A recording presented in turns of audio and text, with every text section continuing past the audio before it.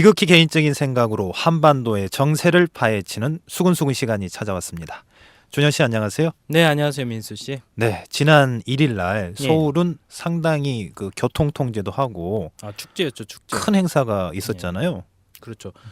거의 한 10년 만에 네. 처음으로 시가행진 네. 군인들이 국군의 날 행사를 했었죠. 그러니까 뭐 북한식으로 하면 창군절인데 그렇죠. 그렇죠.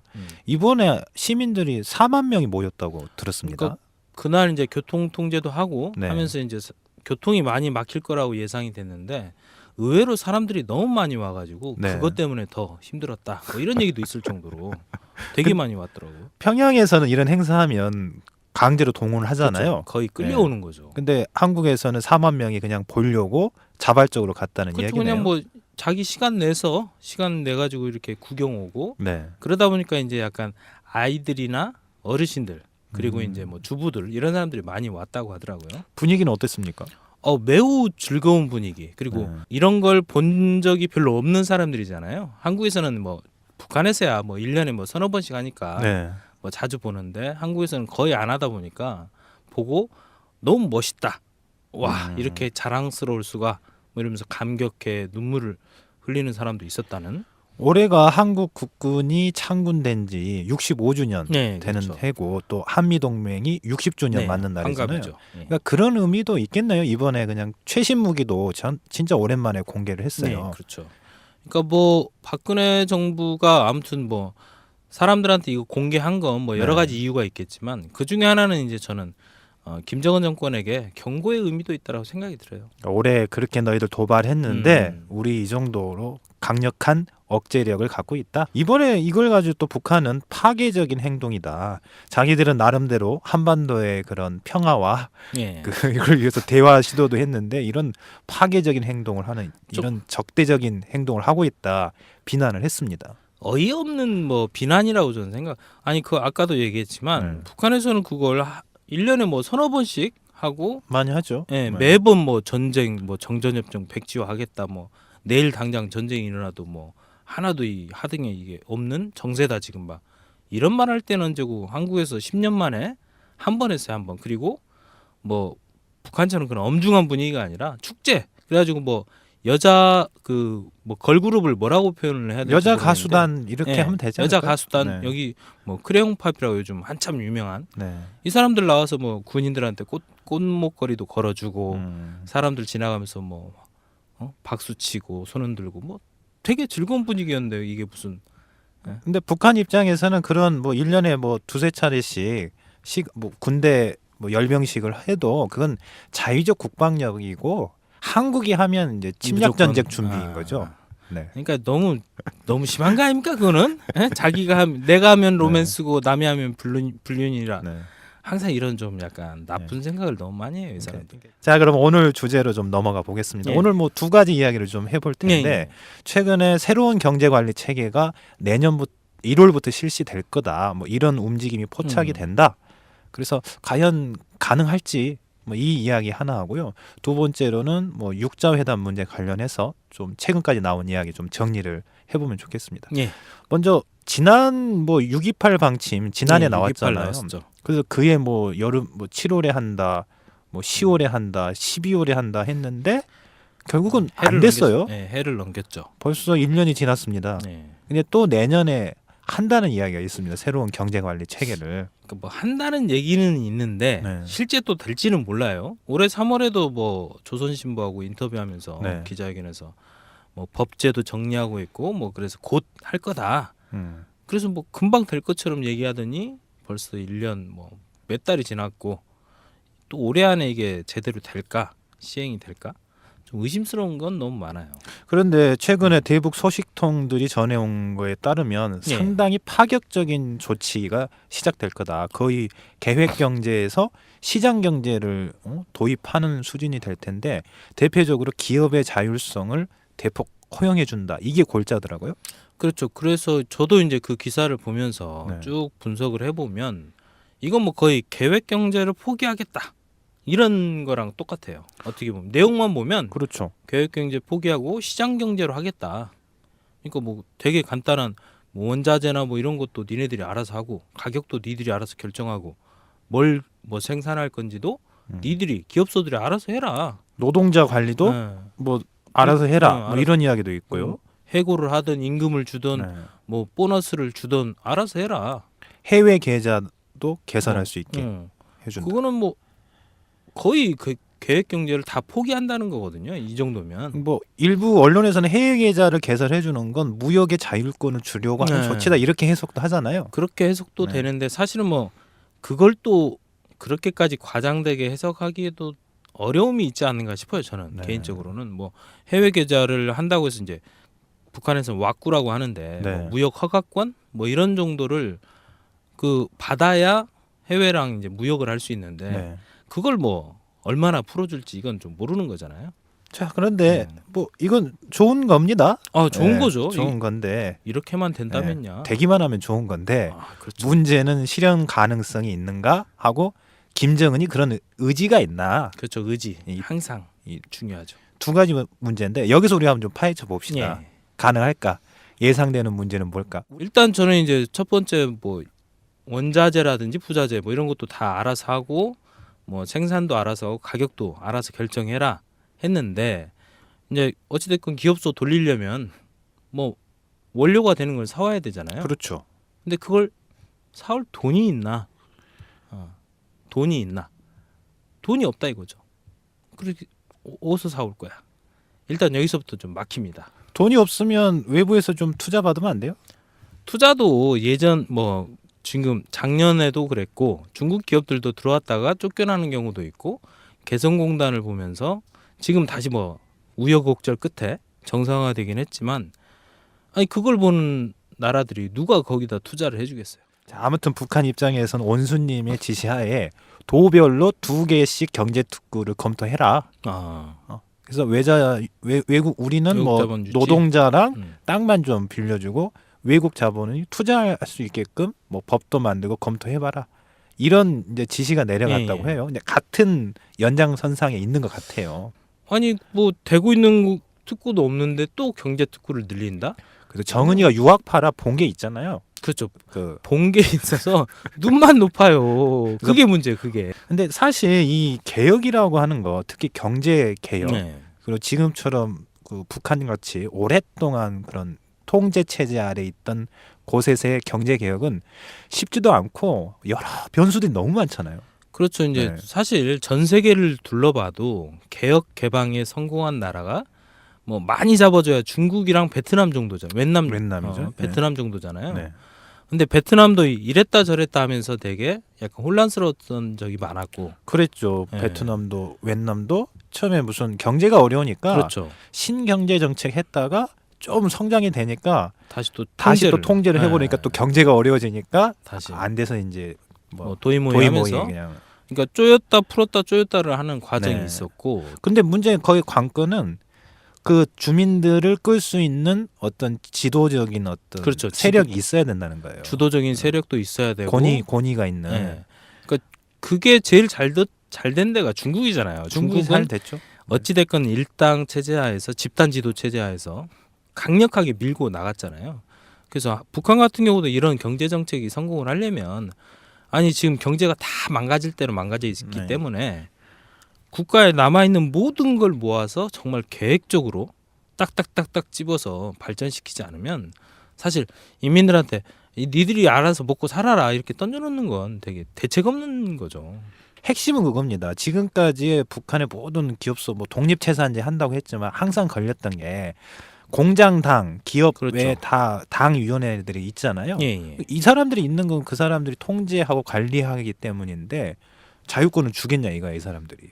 그러니까 지금 이제 네. 김정은 체제 들어오면서 당에 의한 통제가 많이 강화됐잖아요. 그래요. 지난 되게 8월부터 많이 지금 세웠잖아요. 뭐 유일사상 10대 그렇죠. 원칙도 정비하고 소위 당 대열, 당원 정비하면서 지금 새 당원증을 뭐 10월 교부하고 10일까지 있고. 이렇게 하겠다.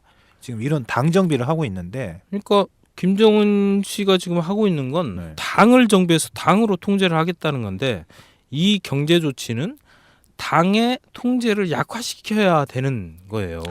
이런 어. 상반되는 걸 알까요? 잘 이게 모르죠. 충돌이 난다는 걸? 잘 모르니까 또 하는 거예요. 그러니까 이거를 네. 그러니까 분명하게 지금 문제가 조만간에 이 문제들이 생길 거 이걸 시행하다 보면 네. 그러면 일단 거기 있던 당 서기들 뭐 일단 실업자 되는 거잖아요. 소위 전임당 일꾼들인데 네. 이거를 경제 조치를 하다 보면 네. 이 사람들은 이제 뭐해 먹고 살아야 돼요? 그니까요. 그동안 떼기밭이라도 경작해야지 뭐. 근데 이제 그리고 네. 이 또 당이라고 하는 게 이제 그 직 기업소마다 사람들이 속해서 조직 생활을 했잖아요. 조직생활 해야죠. 네, 총화도 하고. 근데 이제 사람들 뭐 마음대로 자르고 뭐 고용할 수 있다 했으니까 여기서 해고된 사람들은 그럼 어디서 또 조직 생활을? 그러니까 자기는 권력을 꽉 잡으려고 통제를 하고 있고, 근데 경제를 성장시키자니 이거 통제는 풀어야 되고 이 두 가지 모순되는 게 생겨서 이게 분명히 문제가 생길 텐데 이걸 어떻게 해결할지 저는 좀 되게 모르겠네요. 이 사람이 꿈은 원대에서 이렇게 막 가자고 했는데 사실 성과는 없고 그리고 그에 반해서 이제 뭐 통제는 약화되고 있고 그러면 또 다시 쪼우겠죠. 자, 근데 또 그런 것도 있어요. 이제 뭐 앞으로 이렇게 공장이 잘 굴러가려면 네. 무역도 좀 활발하게 어. 돼서 판매도 하고 원부자재도 들어오고 이렇게 해야 되는데 그렇죠. 그것도 자유권을 줘야 되는데 현재 무역의 소위 와크, 예, 뭐, 맞고 왁구 그쪽은 왁구라고 하는데 예.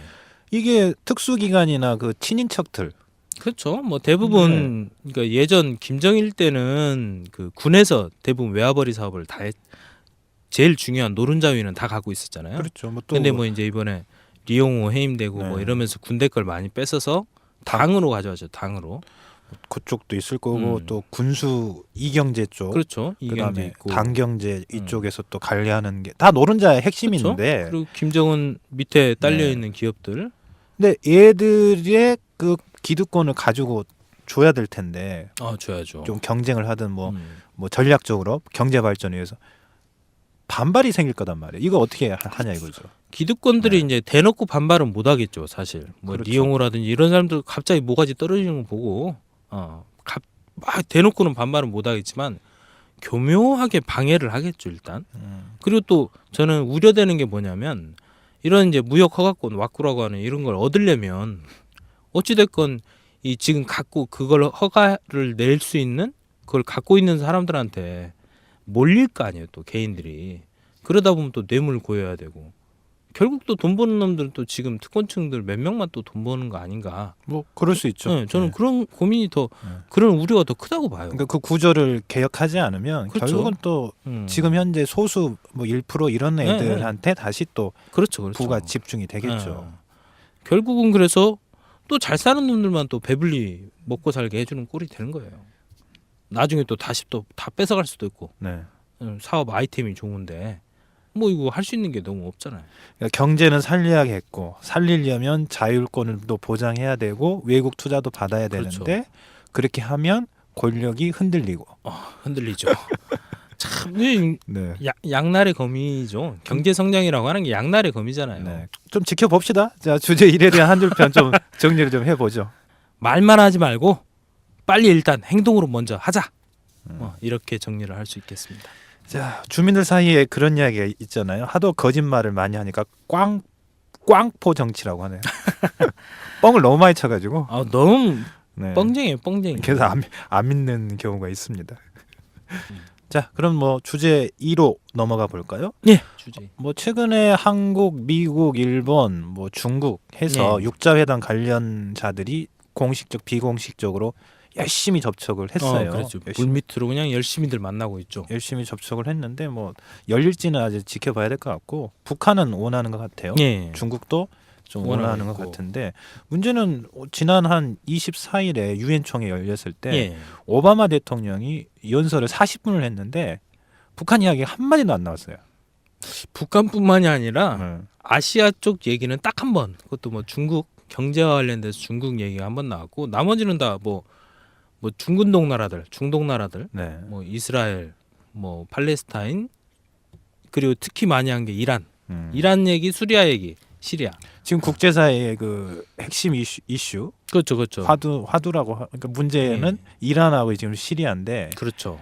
자 지난 1월에 그 오바마 대통령이 신 뭐 국방 정책하면서 아시아 중시 하겠다는데 그렇죠, 그렇죠. 이래도 되나요? 이제 뭐 사실 제가 봤을 때는 지금 미국이 네. 약간 미국도 이제 경제 문제가 생기면서 예산을 줄여야 되는데 그러면서 이제 국방 부분 예산이 자동 삭감된 게 많아요. 많이 그렇죠. 없어졌어요. 네. 줄어서 유지하기가 어려워요. 뭐 그래서 이제 최근에 이제 일본이 그 집단적 자위권이라고 해서 네. 그러니까 이해관계가 있는 나라에 무슨 일이 생기면 그러니까 자기랑 친한 나라에 무슨 문제가 생기면 뭐 군사력을 일으킬 수 있다 이건데 미국이 그거를 이제 용인해 줬잖아요. 사실상 용인했죠. 자, 근데 나름대로 지금 김정은이가 미국 관심 끌어서 직접 대화 해보려고 노력을 많이 했어요. 베르벨 짓 다 네. 하고 있어 지금. 뭐 한번 그 핵무기 미국까지 날리겠다 지도 펴고 그걸 그 발광을 하다가 안 되니까 이제 대화하다가 조건 없는 육자회담 했는데 북한 이야기를 한 마디도 안 해서 너무 서운한 거야. 속상하죠 지금. 그래서 유엔 총회 북한 측 대표 네. 박기련 외무성 부상인가요? 그래서 예. 이 사람이 연설을 했는데 조건 없는 뭐 핵 군축 협상을 시작하자 미국. 예. 그 미국 이야기를 많이 했어요. 미국 이야기를. 또 땡깡 부리는 거죠 뭐. 아니 근데 관심 가져달라고 하는 때 쓰는 그렇죠, 거 아닙니까? 그렇죠.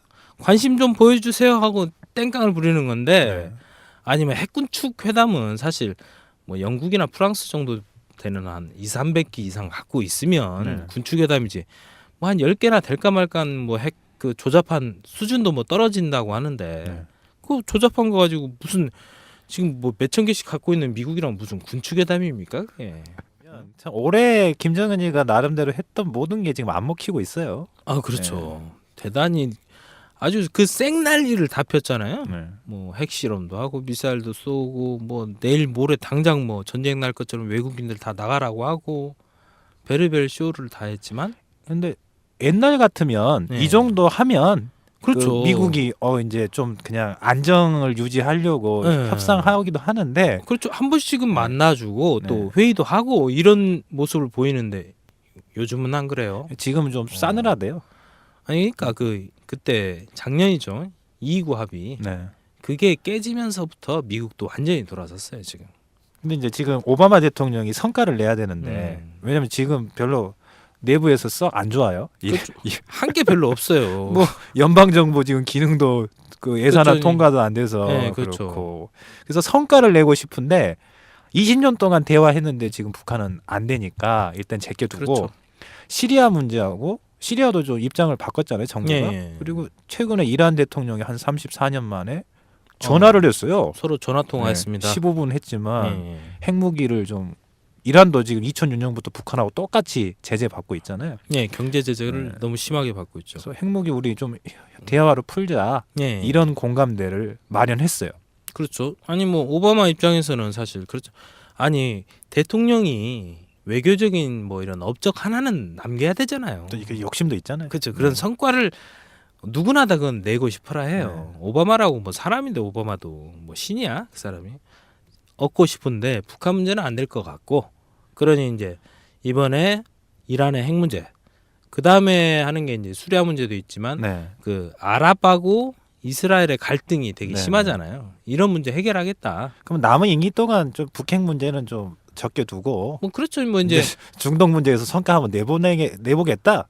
그러니까 그럴 수도 있겠네요. 유엔 총회에서 노한희 대통령도 이야기는 했지만 예 자기 꼭 핵이 필요한 건 아니다. 뭐 이런 취지로 이야기를 했어요. 그렇죠. 근데 지금 박기련 이런 소리 왜 하고 있냐고요. 경제 개발해야 되는 상황에서. 그러니까 이게 좀 이렇게 전략이 없어요. 전략이 계속 얘기하는 거지만 김정은 씨가 좀 길게 보고 네. 이걸 좀 그리고 옛날이랑 상황이 달라졌다 이걸 알아야 되는데 매번 하던 옛날에 그 김정일이 했던 거 그대로 똑같이 베껴서만 하니까.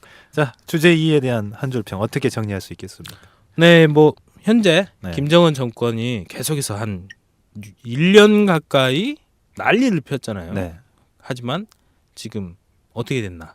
그래서 이 현재 김정은 정권의 모습을 딱 한 줄로 평가한다고 하면 닭 쫓던 게 지붕만 쳐다보는 꼴이 됐죠. 네. 준현 씨 오늘 말씀 감사합니다. 예, 민수 씨도 수고했습니다. 네, 오늘 수근수근은 여기까지입니다. 북한 주민들이 자유롭게 말할 수 있는 그날까지 우리의 수근수근은 계속됩니다.